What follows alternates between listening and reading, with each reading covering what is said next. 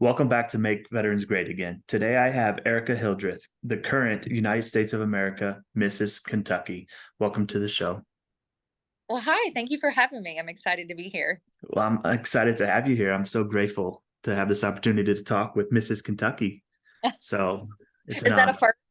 It is a first, all right? So thank you. So tell me a little bit about your military backgrounds. You said you weren't in the military yourself, but family and your husband. I'll let you explain that a little more. Yes. So I did not personally serve, but I come from a huge military family. And my mom and dad actually met in the Marine Corps. So that was a lot of my childhood. We didn't travel. At that point we were actually in my still now hometown. But my mom and dad both served, and I'm married to my husband Casey Hildreth. He served 20 years, and is retired Green Beret. So Okay. yeah, You got that's the that. experience. Yes, the experience without the service. So it's I feel which is where my background and my want for supporting our veterans and advocating for them. Well, thank you. We all appreciate you. Uh, so how old were you when your parents got out of the military, or were they out by the time you were born? My dad was out. Actually my mom was in longer than my dad. Okay. Um, my mom was in Desert Storm. That was her. Believe that was her the last thing that she did, and I think I was about 5 or 6. I Okay. want to. That sounds about right. Don't hold me to that. She might get mad if I mess that up, No but worries. but yeah, I was. Dad was out by the time that we were young, and my mom got out just as soon as we I was turning 5 or 6. So Okay. So what was your life like up until high school or until graduating high school? yeah, so I come from a blended family. My parents separated when I was very little. So kind of that whole dynamic. But we have been in Kentucky my entire upbringing. And my mom is from Montana. Dad is from Indiana. I'm like, how in the world? How did we end up in Glasgow, Kentucky, which is like a teeny tiny little town, but actually my father got a job at the post office, I believe Okay. is what brought us there. But my parents have owned businesses since I was really little. So that was a lot of my childhood, kind of learning business and responsibility way before I wanted to. Right. Way but my parents taught me the power of treating people right and working hard. They instilled I'm thankful for that work ethic that they instilled at me from an early age, because I definitely know that it shaped me into the person that I am today. Yeah. So That's awesome. Sounds like you had a lot of entrepreneur running through your bloods from a little kid to now. So that's yeah, awesome. yes, and I love it. I knew I would always I knew I wanted to own a business, and I did. I actually opened up a marketing agency from the ground up. I do own a marketing agency. I love that, but I'm also a full-time real estate agent. So I'm Okay. licensed in the state of Kentucky. So I run kind of a few businesses. Just Okay. to Good for you. wear a lot of hats and sometimes a crown, I like to say. That's awesome. You got to fit in every scenario, right? That's right. So, was it hard growing up having your parents separated, or like could you tell that looking back, can you be like, all right, I got this because they were in the military, so that's why I got these values instilled into me? Like, can you tell the difference from your friends that don't have military parents to you? Yes, I feel like I can. There is there's a certain sense and part of that upbringing that kind of intertwines, and you can tell it's very apparent in conversations um, that I have with people today, especially growing up and knowing, yes, my parents were separated. That was a huge. one of those things that you can connect on, but you can also almost instantly connect with somebody whose parents were in the military, because there's a sense of understanding of freedom and what that cost is. Um, a sense of pride knowing, because you understand the service and sacrifice. I feel like just a little deeper. Not saying somebody who doesn't that they don't understand that, but I feel like there's a deeper, not because there's a knowledge, you see it around you constantly. And I appreciate that upbringing. Okay. What was life like after high school? Did you ever think about joining the military? So dad always wanted a boy. He had three girls. Okay. Um, so I did. I absolutely thought about joining the military because my mom and dad were both in the Marine Corps, and I wanted to. I obviously did not go that route, but it definitely crossed my mind. The core of me is helping and serving other people. That's what fills my cup, and Awesome. makes, yeah, it makes me fulfilled. And I I part of me wishes I had, but everything works out for a reason. And instantly out of high school, I had three jobs, I got married, had started a life, had a young family. So I'm really thankful for where life took me and that journey because it brought me here, and I'm very content and very satisfied, and thankful. I feel very blessed with where I'm at. Part of me still wishes I would have, um, but yeah, I didn't. But part of me wishes I would have. Right. But part of me wishes I seen combat and I got to complete that part of my mission, right, of joining the military. But I'm sure your husband would tell me, like, good for you. You're lucky you didn't have to see that, right? Because it takes away something from you. It gives you things and it takes away a lot from you. But I, at the end of the day, we're where we need to be. And me personally, I like to help and save people as best as I can. So I tell myself that my mission for joining the Marine Corps wasn't to serve in combat, but to fight the war at home. So that's how I I feel get like through that feeling. I'm doing my part. I feel like I try to do my part every day by being a good human, somebody worth that service and sacrifice. That's what I try, to do on a daily basis. Right. That's awesome. Uh, so your now husband, is that the same? Have you only been married once? I guess is a better way to ask that. So I've been married twice. Okay. I have two daughters, and my girl's father. We were married for about 13 years. I've been married to Casey for we were married a year, March 7th. Congratulations. Thank you.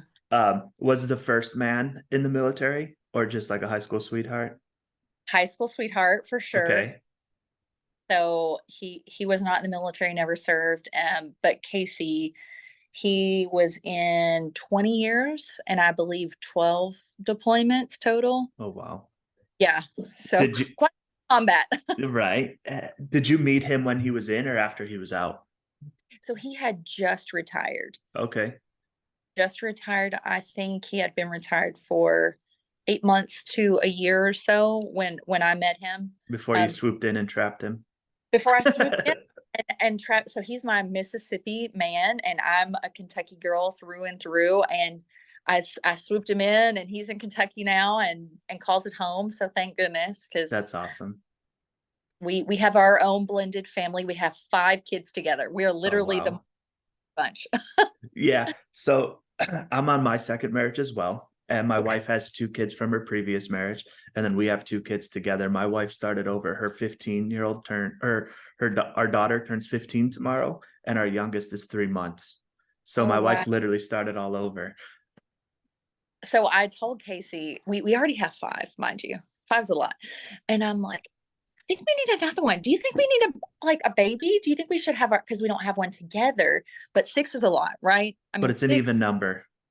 oh my gosh. So I every single time I'm like, it's an even number. That's so funny that you say that. I'm like, it is, right? And you know what?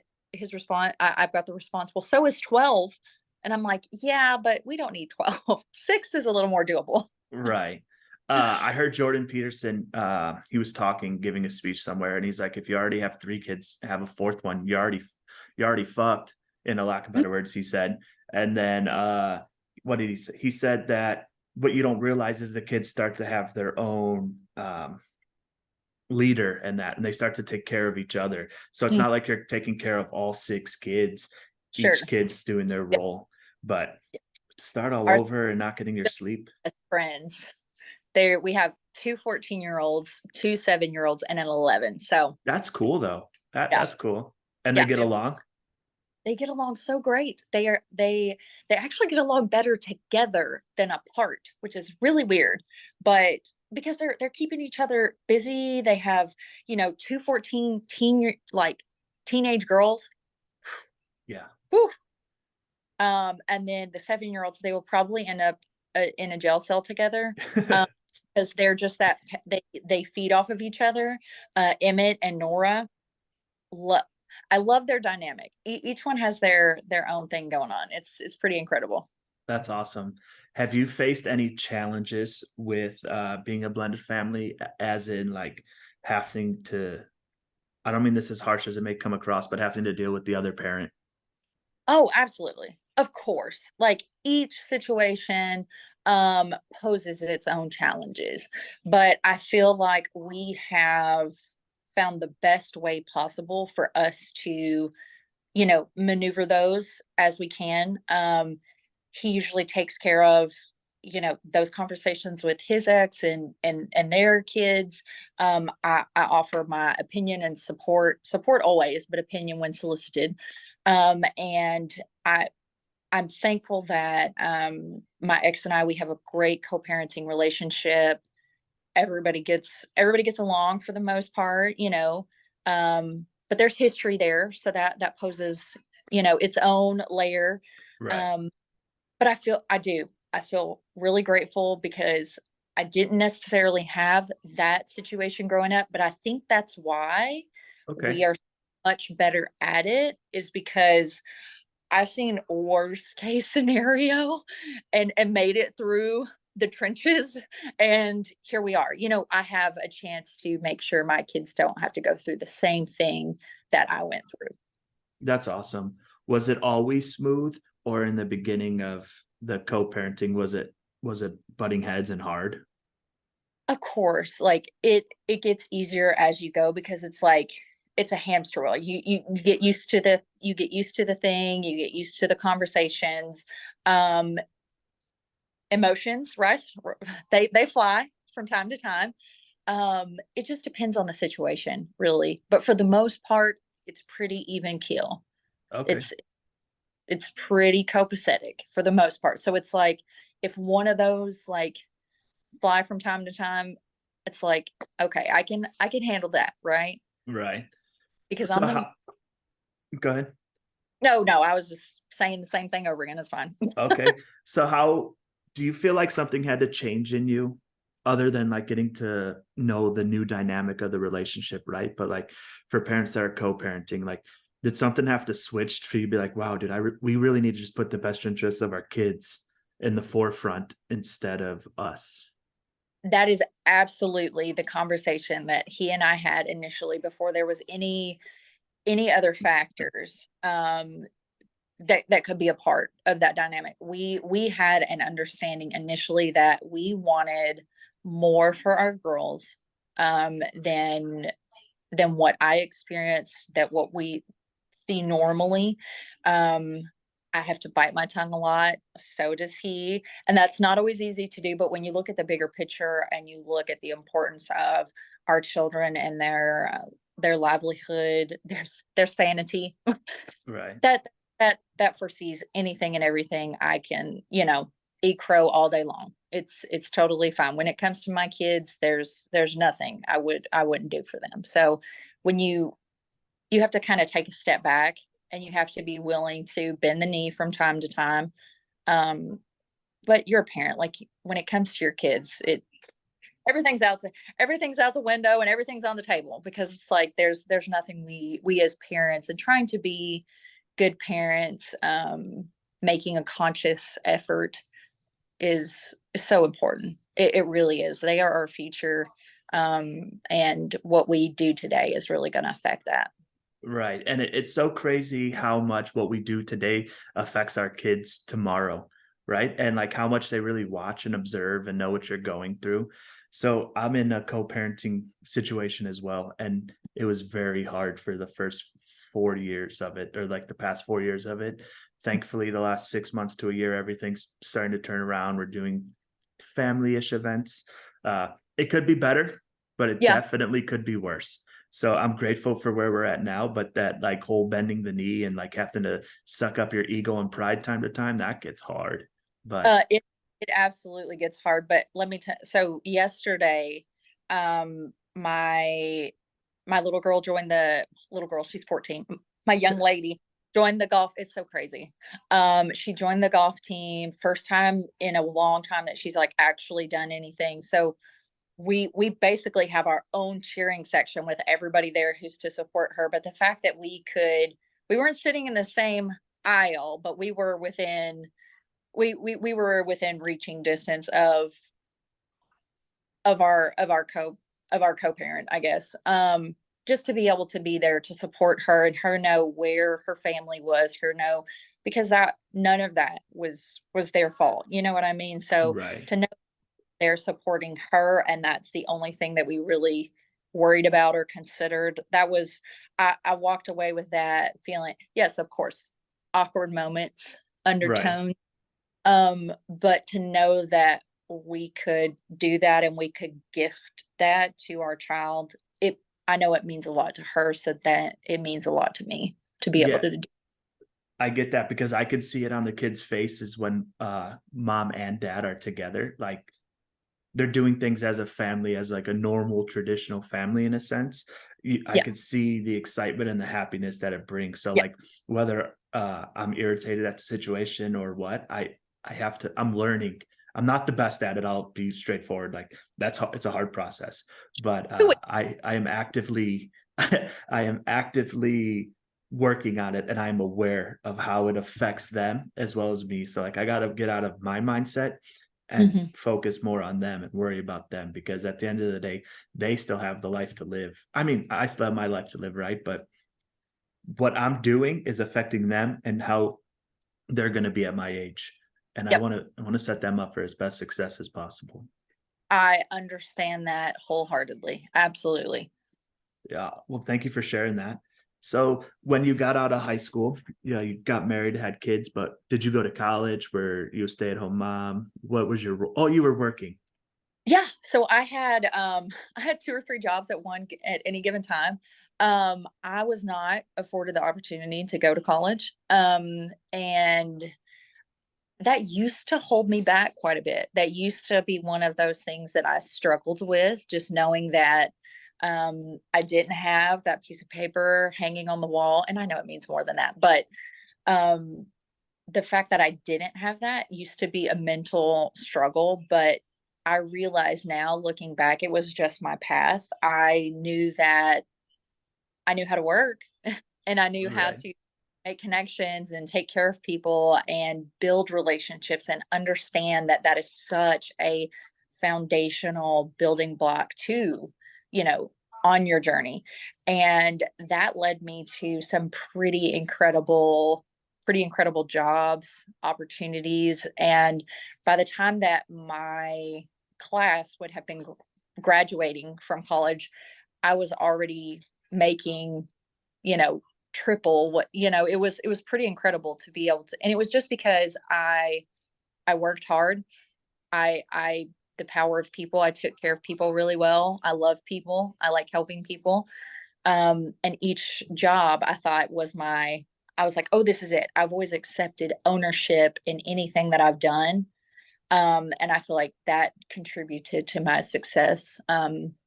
So when I started my own business, I instantly had replaced, I was owning my own marketing agency. I was the marketing manager over 15 counties. I had a team of 5, but I just seen a need in my community, a small town that just didn't understand marketing and everything that comes with marketing and being visible and relevant, because dollars can only go so far.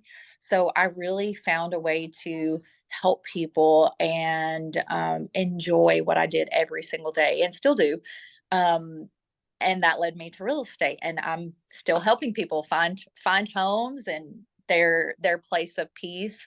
Um, yeah, it's so not the college route, but I'm But that, thankful. I'm yeah, thankful. right. We're on the path that we were meant to be on. And by the time your class graduated college, your income was what they owed back to the college. So like, I don't think you could complain about that too much. I think you're in the right. I'd rather be in your shoes than their shoes. So, uh, but so Mark, I had a question and I just lost my train of thought. So I apologize. Well, if you think of it, just jump in there. Right. I'll just mid sentence of you talking. I'll just Okay, chirp it back perfect. out. All right. Hate to be that, Yeah. but sometimes I am. I have like if I don't mean to be rude, it's just I just almost blurt it out because I'm worried I will forget it. So if I do that, I'm so sorry. Well, Just so I'm right there with you because if I don't blurt it out, I'll tell myself I'll remember. And then as soon as I finish saying I'll remember, I'm like, what was I supposed to remember? So right. Exactly. So hey, you're in good company. awesome. Thank you. Um, so after, well, so let's talk about being Miss Kentucky. How'd you Okay. get into that? So I actually have I'm not one of those girls that was in pageantry her whole life. One of my jobs was at a gym. I was the facility attendant and I just started working out. My background is actually bodybuilding. So I was in bodybuilding for about 6 years, was nationally qualified all shows that I competed in and loved the sport and loved the challenge. I would say most friends would say I'm very dedicated and determined. When I Okay. set something, there's no other option. Um, and that actually led me to pageantry. A local girl asked me to judge a pageant. I was like, I don't know anything about pageantry. I don't know that you want me doing that. Bodybuilding is like, that's two different worlds. And so I did just because she needed somebody, and I can't say no. It's hard to say no. And I judged, and then she was like, "Oh, and by the way, your category is tomorrow." And I was like, "Sister, I do bodybuilding is either way." I ended up doing it, getting first runner up, and being the competitive person that I am. It's all downhill from here because there's no stopping once you get the pageant bug, and it filled that gap. It allows me to put my best foot forward, I would say, every single day because I'm constantly trying to better myself and better my community, better those around me. And this is the avenue that lights me up. Seeing little kids' faces when you put on a crown and making them feel special makes you feel special, pretty special. Well, that's awesome. So were you nervous when she told you like, all right, you're up tomorrow? I was so nervous. So most people, I mean, they may not know, they may know, but I still get nervous. Every single time I step on stage, I still get nervous. And it's not a lack of confidence. I feel like I have determined it's just because I really care. I care about it. I care about how I do. Of course, I'm there to win. But essentially, there's one girl representing every single state. So, and regionals, only one girl's walking away the winner. But I feel like if I have left my mark, if I have impacted somebody in one positive way or changed someone's outcome, maybe not their life, maybe their life, but just change the outcome for that day, then it was worth everything. I actually wrote my first children's book this past year, and that has been one of the biggest blessings of my life because I never thought I would, never ever thought I would. Wrote it in one night, had it out in about 8 months, and it was just because I was so convicted to instill confidence in our kids, That's because awesome. our future. And I know I've said that, but I mean it's the truth, and it's like I want to do my part now because I know that I'm not going to be here forever. So if I can take some of the goodness that I have in here and just sprinkle it everywhere. Maybe I'm doing what I'm supposed to be doing. Right. You're doing what you're supposed to be doing and beyond. So that's awesome. You keep answering the call. Um, I do remember now. So how did you, so we're going to go back. Sorry for jumping back and forth, but like, how did you deal with, we'll just say, from childhood to your separation and all that? How did you cope? Because I could be wrong, but I doubt you were always like positive and coped healthily, right? Like, did you overdo it at the gym, where you spent too much time there, like avoiding things? So I would say definitely a ton of childhood trauma. And that probably, I mean, that's a lot to say in itself, knowing that I went through some things, right? Um, but the gym is definitely a positive outlet that I leaned into almost, and bodybuilding is obsessive in a way. To be competitive, you have to be utterly dedicated. Um, and I was. I did really well, and I knew it was because I was able to do things that most people will not. Um, and that's okay. Everybody's journey is different, but that was what I chose and what I decided I was going to do. So I was utterly dedicated to it. So I know that that was a healthy outlet.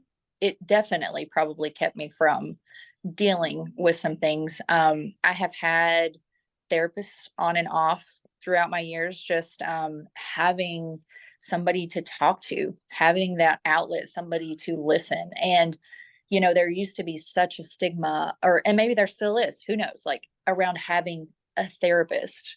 Well, my mental health is important because of all the people, not only me, myself, and I, but all of the people that I come in contact with.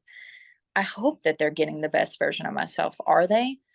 I hope so, depending on the day or the traumas, the grief, that everything that we all go through on a daily basis or that we've all went through in our past. That those are two huge things. Surrounding yourself with positive people, being I feel like living a healthy lifestyle. I generally overall tend to be in a better headspace. Like drinking enough water, eating the right food, going on morning walks, taking my kids to the park, like doing something and being active generally makes me feel better. Feel better. When you feel good, you look good, you look good, you feel good. And, you know, I am generally a positive person anyway, but I've not had issues with um, substance abuse or alcoholism, those kind of things. But I come from a family who does. I lost my dad to alcoholism. Um, so I have seen what that does, what that looks like, and I will be a year sober in November because of that. So Congratulations. thank you. And supporting what I feel like my passion and purpose is in this whole thing, which is why I wanted to talk to you, because we have this really exciting thing going on and it's just to really help other people. Let's hear about it. Let's go. Okay. Well, before I tell you the what, I'll tell you the why. And I've sprinkled some little things in there, but mom and dad met in the Marine Corps, and my dad passed at 57 in a VA hospital and ultimately to alcoholism.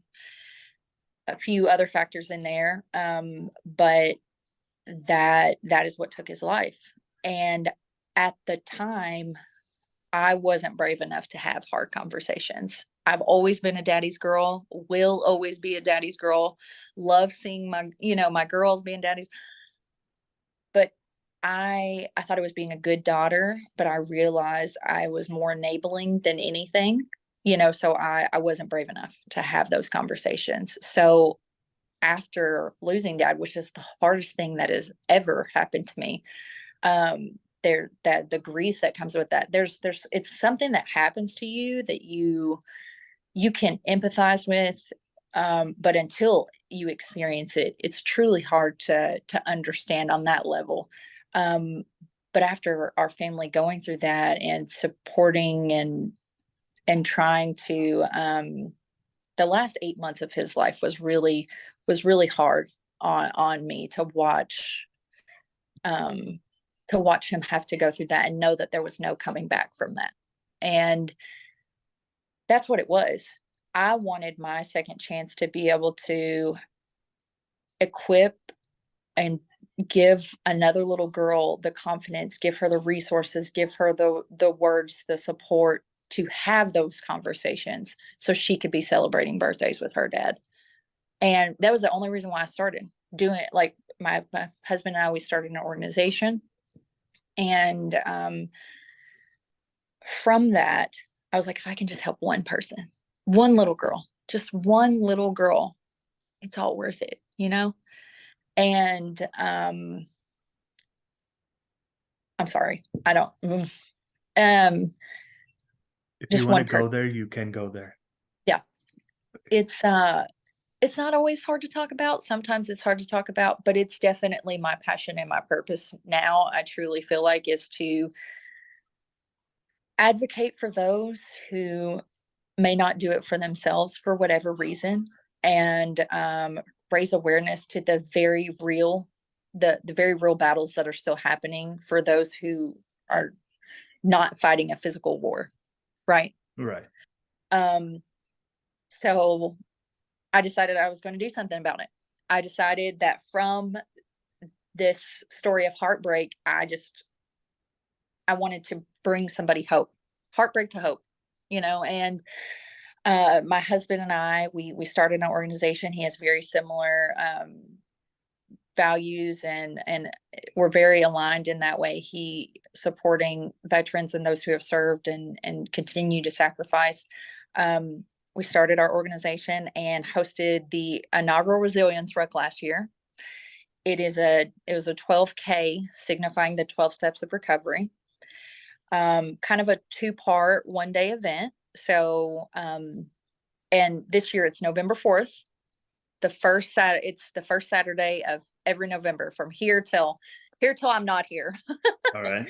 And so the 12K, and then leads right into an after party. So just getting everybody together and that sense of community and connection. We have vendors that are set up. We have food trucks. We have a live band. We have giveaways every 30 minutes. We have swag bags. We actually, so one of the really cool elements that we had last year, a local bakery, we did these beautiful, well, she did, not we, she did these beautiful American flag cakes, and we actually sang happy birthday to That's cool. those who aren't with us, like dad, but those who are with us, like celebrating the life of, you know, our our military men and women, and maybe they chose the path to recovery. That is worth celebrating. And so it was a really, really special full circle to know that we raised over $20,000 our first year. Oh, congratulations. Thank you. Thank you so much. We had 12 other states involved. So there's a virtual component. So everybody's welcome to come to the live event and participate in the after party. But you can actually ruck from anywhere across the United States. You sign up online, we ship you your packet. And then the day of or prior to, you participate from anywhere and everywhere you want. You send us the pictures, we'll post you and get you connected to everybody.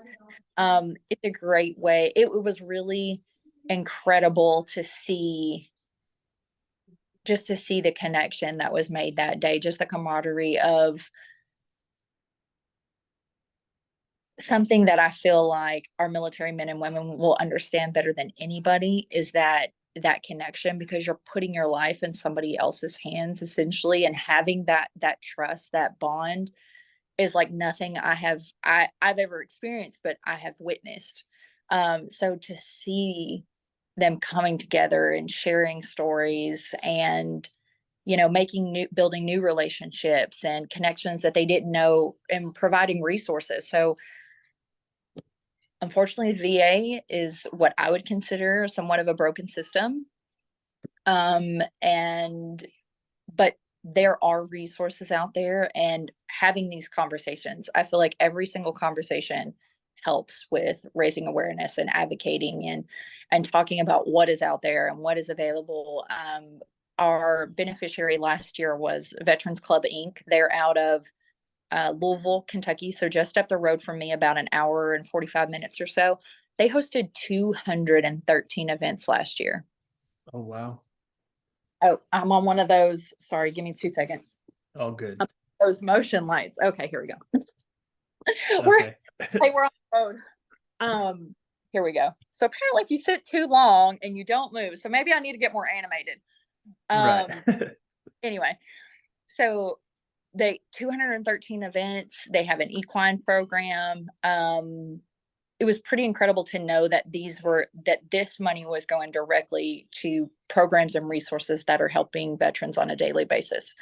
This year we're having 3 different beneficiaries: Stock F, Warriors Heart Healing out of Texas, and we definitely wanted to have somebody who was a Kentucky-based organization. So Warriors, Warriors Wounded Heroes.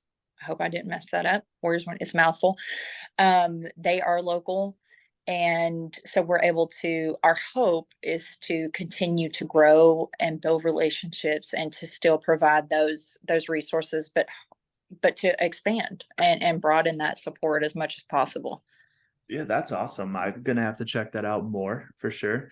But you said that you don't have a well, you didn't serve per se because you don't have that connection, right? That veterans have, like as soon as veterans know each other, like okay, like it's a different feeling and all that. We can talk a different way and it just feels better around veterans, right?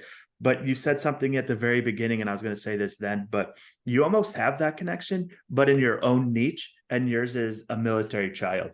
Because the way you started talking about other military kids, like as soon as you start talking to them, you can like start picking up things, you can start talking about things, and you're more relatable. That's the same thing about being a veteran, except it's just a different niche in a sense.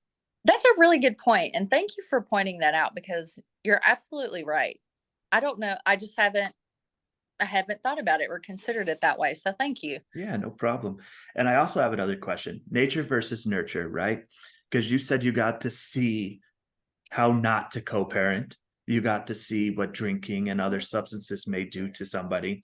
So do you feel like it's more nature or nurture, or do you feel like it's your own personal mindset and you have to actively choose and put in and reinforce daily, like I don't want to be this way, I don't want this to control my life, or I don't want to co-parent in a nasty sense?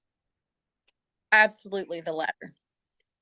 I truly feel like it is absolutely a conscious effort. Sometimes it is a daily basis, sometimes it is an hourly basis, situational. It really takes a conscious effort, and you have to, there's a want there. I want my children to experience this more than I want to not feel awkward. I want you there a want, a need. There is it is a mindset, it is a personal choice. Um, and I personally feel like it is for me anyway. Well, there's something I recognized recently, and I don't think I've always felt this way or realized, but I have to stand guard on my mental health 24/7, 365, because I could have 2 great weeks, wake up, and my wife gives me the wrong attitude, and I'm spiraling right back to like Mhm. life's terrible, like XYZ. And so it's like you actively have to stand guard, and it's exhausting, but Oh yeah. it's so worth it. It's so worth it, and it's better than the alternative. I feel like you have to be so in tune with yourself. You have to be aware. You have to be able to check yourself. You have to be honest with yourself. And I feel like there should be people in your life that care enough about you to tell you the hard things, because it's one thing to have somebody who tells you the things that they think you want to hear all the time. But if I'm doing something wrong, I want somebody to love me enough to call me out on it. If I've got something in my teeth, I want you to tell me versus letting me walk around like that all day. Oh, where Um, you've had like lipstick on your tooth the whole time. No, I'm just thank kidding. I'm just kidding. but yeah, having people who maybe it's having that conversation is like, this is important to me, and I know that I'm human. I'm human, and I'm going to be affected by certain things, but I'm opening the door. I'm asking you to be the person that calls me out. Call me out or check on me. Make sure I'm doing the things necessary um, that is going to keep me in that healthy mindset. Right. If you know it's X, Y, and Z, make sure you are doing X, Y, and Z consistently. right? And I feel like that friend that's there to like tell you to do the right thing or to correct you. Every friend group has that. Or I'll just talk my personal experience. I feel like I've always had that person, right? But Mhm. I've always labeled them more so as like the asshole friend and not who I would consider to be my best friend, right? But as time went on, you're like, oh, the asshole friend's the one that's still here for me. My best friend's not here because I quit drinking or whatever the case may be. So the asshole friend is potential. You might want to take a good look in the mirror because that friend could actually be the best friend you have, whether you realize it or not. Because those are harder conversations to have. When somebody can be genuine and real and honest with you, that is a real friend to Right. me. I mean, And they, that's friendships I want. yeah, absolutely. And they don't just want it for the surface value. Like I know people that just don't like getting to know people, but they want to be friends with everybody, where they'll walk around the pool and they know everyone and they'll say hi, but that's as far as the conversation goes. I'd rather have few friends, but deep meaning and deep passionate relationships where like we get to know each other. You can call me out, I can call you out, we can congratulate each other, and I can congratulate you when you're exceeding and I'm failing and not be offended by it. Yeah. It's I feel like the older that I get, it is we want quality versus quantity. You know, when I was Absolutely. thought I had friends with everybody, I thought everybody had to like me. And of course, I'm human. I want people to like me. And I could be friends with this chair here. You know what I mean? Like, but I genuinely care about people and their well-being and who they are and what they want out of life and how can I help you? But I've learned that it quality is more important to me than the quantity. Absolutely. And one more thing I want to bring up because it's funny you said it because you said you go on stage and you still get nervous and all that. But as I was walking into the podcast room with my audio engineer, I was telling him, I was like, I'm kind of nervous, honestly. And I was like, you know what, though? I'm not nervous. I'm actually excited. Like, I love doing podcasts. I love talking to new people, learning what they're about, their missions. And at the end of the day, we're all helping each other. You're helping Sure. me save myself by just talking to me, and you're helping me save other people by talking to me because other people can relate to you. So I think it's about the mindset. Like, if I allow myself to say like, wow, I'm nervous, I was like, all right, I'm not going to think about this. I won't do anything. But then that Mhm. sets me up for failure because I'm avoiding everything. So, I'm not afraid of failing. right, I I'm more so afraid of not of regretting not doing something that I wanted to or I should have. You know, I've always been if I fall flat on my face, I fell forward, you know. right. I know that I don't like that or I know that that was maybe not it's lessons learned, you know. There's always something to be learned. Yeah, absolutely. So I am running out of time, unfortunately, but is there anything you want to bring up that I missed? I would just like to say that if anybody is listening to this and they need support, seek it. If anybody needs somebody to listen to them, they need help. I don't know how I could do that, but I would try every way in the world to do so. So feel free to reach out to me. But as far as our event specifically, if you want to participate from your state, my goal is to have one rucker from every single state. I would just love to see that happen because that means the mission, the word is getting spread, and I feel like it's an important one. It's a very valid one. If you want to sponsor, we need sponsors, obviously. That would be fantastic. If you're close to here and you want to come and volunteer, like get involved in something. Be bigger than yourself. Do something more than just like waking up and going through the motions. We all have skills and passions and purposes to live out. So maybe that was more than you asked for, but there's a few. No, it's perfect. But how do we find you or find your event? Perfect. So I'm personally on Instagram is erica.ann.hildreth. Our event is the.resilience.ruck, which links our website, which links information. I run that page. So if you reach out to the talking, but feel free to reach out to any of those. the Resilience Ruck is going to be your one-stop shop for all resources for the Resilience Ruck, which is November 4th, Awesome. first day of November. All right. I'll be sure to post that along when I post this podcast. Again, thank you so much for coming on the show. I really appreciate talking to you. I great conversation, and I really appreciate that so much. And thanks for having me and allowing me the space to be able to talk about a lot of things and the things that are happening right now. So thank you. Yeah, no problem.